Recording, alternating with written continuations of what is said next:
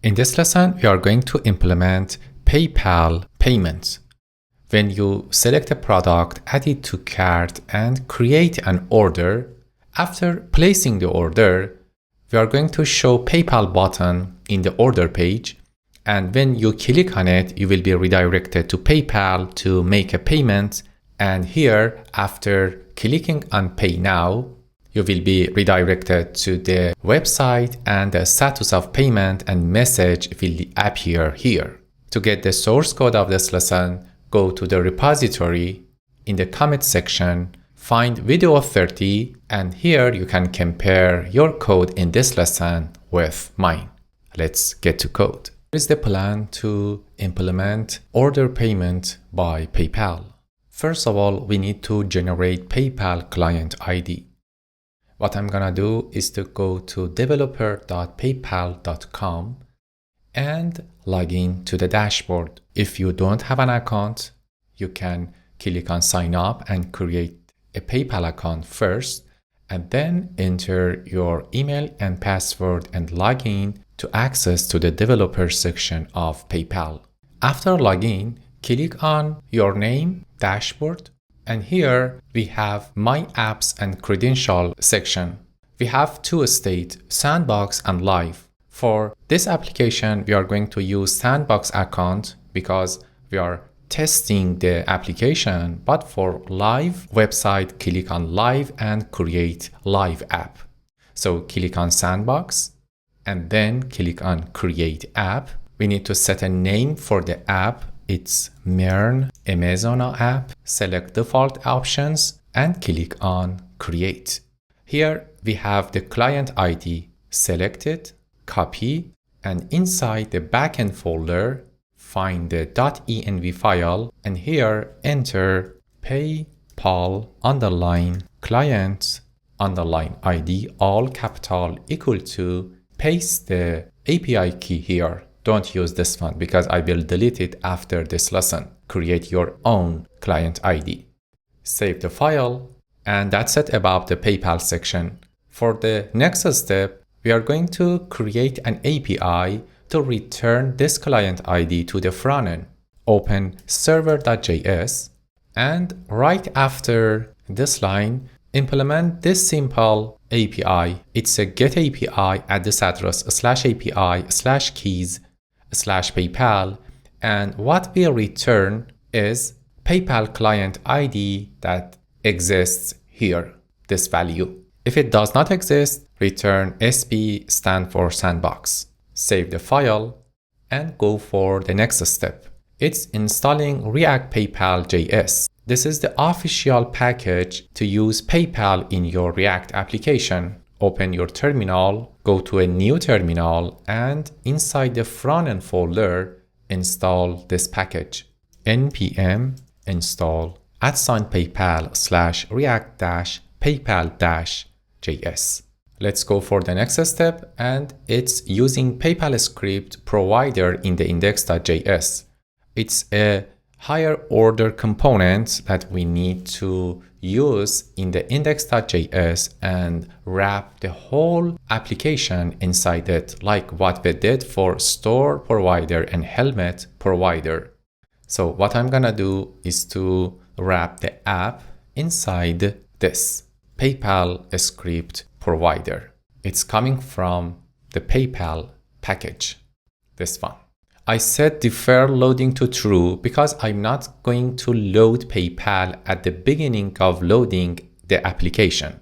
Save it and go back to the order screen. The next step is in the order screen. In the order screen, import PayPal buttons and use PayPal script reducer from React PayPal JS package. Then go to the use effect here, and in the else part, we have the order. So it's time to load the PayPal script in the front end. Let's define this function, load PayPal script. And here is the implementation of this function. It's an async function because we're gonna send an AJAX request to the backend to get the PayPal client ID that we implemented earlier. After getting client ID, we need to use PayPal dispatch. It's coming from use PayPal script reducer hook. So what I'm gonna do right before the use effect, call use PayPal script reducer hook, and it returns the state of loading a script and a function to load the script. It's PayPal dispatch. Then go back to this line and dispatch this action. The type of this action is reset options because we're gonna set the client ID that we got from the backend and also set the currency to USD. You can change it to your currency if you like. After setting options, dispatch this one. It's set loading status to pending because we are going to load the script. At the end, add PayPal dispatch to the list of dependency in the use effect. Save the file to format your code, and here is the code of use effect. Let's go for the next step. At the end of this file, find order total, this one. And after this list item, we are going to have a conditional rendering. If order is not paid, so we need to pay the order. I mean, we need to show PayPal button. So create a list item and check is pending. Is pending is coming from React PayPal JS. If it's true, show a loading box. Otherwise, show this div. In this div, I'm using PayPal buttons from the React PayPal JS component and pass 3 props: create order handler, onApprove handler, and onError handler. So create order runs when you click on the PayPal button, and onApproves runs when you have a successful payment to update the status of order in the backend. OnError happens when there is an error in paying the order. Let's implement these functions. Save the file to format your code, and then go for create order. Scroll up to find the use effect, and right before the use effect, define create order function. This function accepts 2 parameters, data and actions. And what we do here is to call create on actions.order object and pass the amount based on the order.total price. So when you click on PayPal button, the price should be order.total price. If it creates this order successfully, then it returns the order ID from the PayPal. Let's go for the second function, which is onApprove. Right after this function, define onApprove function. So this function happens after successful capturing or payment. So what we need to do is to call actions.order.capture. At this point, the order is successful, so I need to define a try catch to update the order in the backend. If there is an error in updating the backend, show the error to the user and dispatch pay fail. We implement this action later. We need to use the toast from React Toastify to show the error to the user. In the try part, first of all, dispatch pay request to show a loading box, and then call this API. It's /API/orders order ID pay. We need to implement this API in the order routes later. What we pass is the details. The details contains the user information and payment information in the PayPal side. Don't forget to pass the authorization because it's an authorized API. After successful payment, dispatch this action, pay success, and then show this beautiful message to the user, order is paid. Great, save the file, and then let's go and implement pay request, pay success, and pay fail. Before going for it, implement the onError. It's very simple. If there is an error, use toast.error and show the error message to the user. Let's go for implementing actions in the reducer.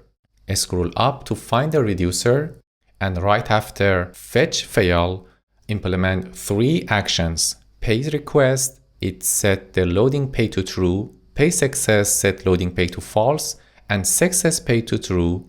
And for pay fail, only set loading pay to false because we show the error message to the user at the error time.